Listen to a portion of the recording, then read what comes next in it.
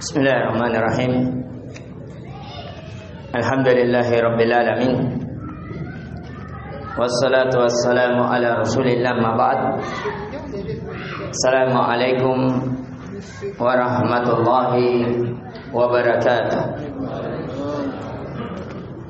Tidak ada kalimat yang lebih layak membasahi lisan kita kecuali kalimat syukur dan pujian kepada Allah yang alhamdulillah di malam ini kita telah memasuki dari hari yang terbaik dan akan menyambut untuk malam yang terbaik yang berada di malam bulan Ramadan, yaitu malam Lailatul Qadar, yang dimana di dalamnya banyak kebaikan, bulan ampunan, bulan pengangkatan derajat, bulan yang dimana pintu-pintu surga terbuka, pintu-pintu neraka tertutup, bulan yang dimana para syaitan dibelenggu agar kita mudah melakukan kebaikan di dalamnya, mendapatkan ampunan di sisi Allah.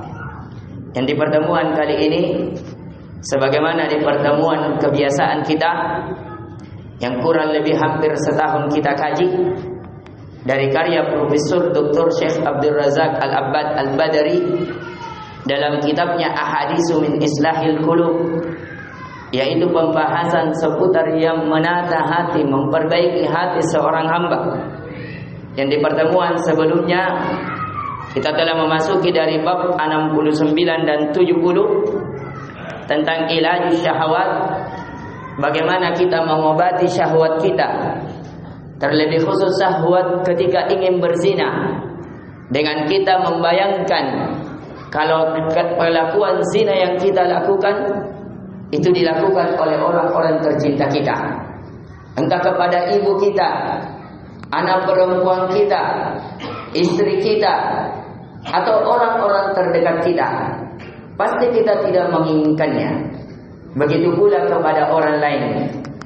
Kemudian tentang akibat-akibat dosa, bahwa dosa akan melemahkan badan, bahwa dosa akan mendatangkan kesengsaraan, bahwa dosa akan merusak persahabatan dan selainnya. Dan di pertemuan kali ini di bab ke-71, insyaallah taala dengan singkat akan kita bawakan sampai bab ke-75. Dengan itu juga kita menghatamkan buku kita ini, karena boleh jadi ini adalah pertemuan terakhir kita sebelum kita memasuki bulan Ramadan. Yang pertama, yang 71, kata penulis, al-asbabul mu'ina 'alan najati min fihnatis syahwat. Di antara sebab-sebab yang membantu seorang hamba dalam menata hatinya agar ia terloloskan dari fitnah syahwat, yang pertama adalah hendaknya dia takut kepada hari ketika dia akan ditanyai oleh Allah. Kita tidak sebutkan dalilnya karena kita terbatas waktunya, hanya kurang lebih 10 menit, sehingga poin-poin akan kita sampaikan yang insyaallah ta'ala di pertemuan setelahnya barulah kita rincikan. Yang kedua adalah seseorang mengingat bahwasanya kedudukan di sisi Allah itu lebih besar daripada keinginan, hasrat apa yang dia akan dapatkan.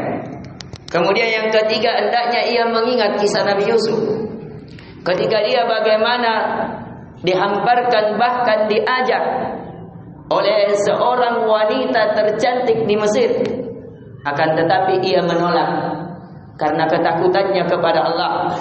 Akan tetapi dia menolak karena takutnya azab yang Allah berikan kepada dirinya, karena jujurnya, karena keikhlasannya, sehingga ia terhindarkan dari fitnah tersebut.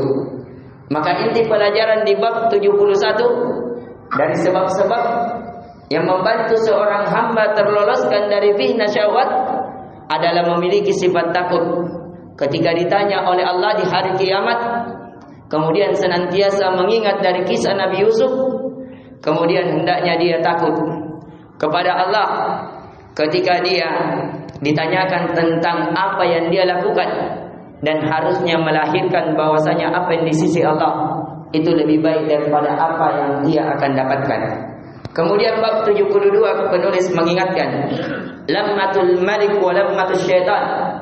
Di antara yang menata hati, seseorang harus tahu mana langkah-langkah yang dibisikkan oleh malaikat di dalam hatinya berupa kebaikan-kebaikan, arahan-arahan ketaatan, dan mana lammatus syaitan, langkah-langkah syaitan yang mengantarnya kepada kefajiran, yang mengantarkannya kepada perbuatan keji.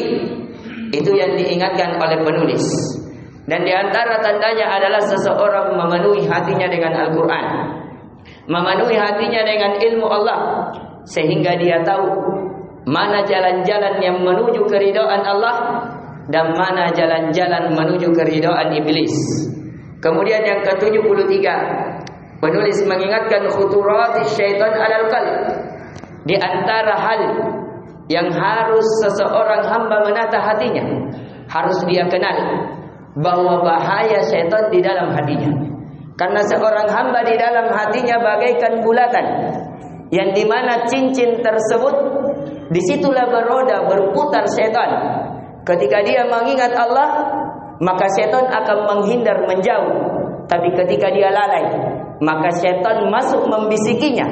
Maka dari itu Nabi sallallahu alaihi wasallam mewasiatkan agar kita selalu berlindung di setiap selesai salat membaca surah An-Nas. Di antaranya kita berlindung dari waswas syaitan. Maka dari itu syaitan tidak mengajak kepada seseorang hamba agar terjatuh kepada kekufuran, kepada kesyirikan, kepada bid'ah, kepada dosa-dosa besar atau dosa-dosa kecil, atau menyibukkan seorang hamba dari perkara mubah agar terhindar dari perkara yang lebih utama. Kemudian yang ke-74, penulis mengingatkan khuturatil wasawisi.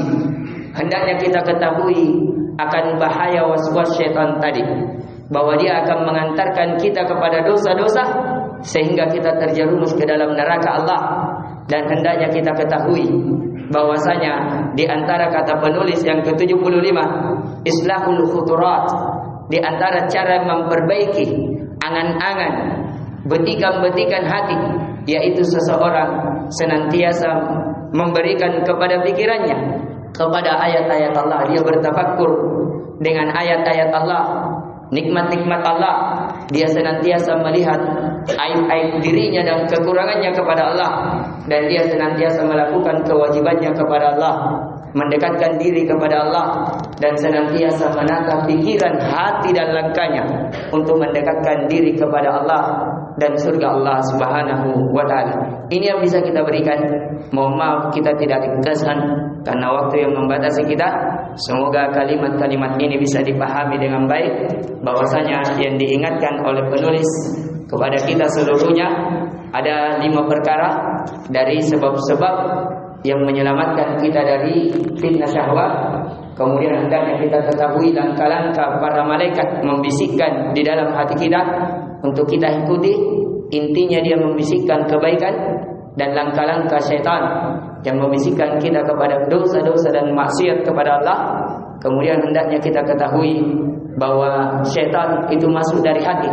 Ketika hati lalai dari berzikir kepada Allah, tidak berlindung kepada Allah, maka syaitan akan melalaikan kita, menjatuhkan kita kepada dosa dan menjerumuskan kita ke neraka Allah.